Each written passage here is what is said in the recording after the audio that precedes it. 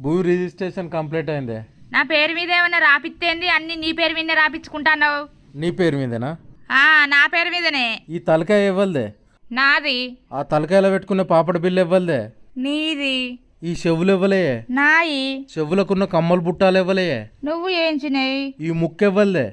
నాది. ముక్కుకుండే ముక్కెరెవ్వలదే. నువ్వు కొన్నది. ఈ మెడ ఇవ్వలదే. నాది. మెడకున్న మంగళసూత్రం ఇవ్వలు తెచ్చిర్రే. నువ్వు తెచ్చిందే. ఈ చేతులు ఇవ్వలే. నాయి. చేతికున్న బంగారు గాజులు ఇవ్వలే. నీ.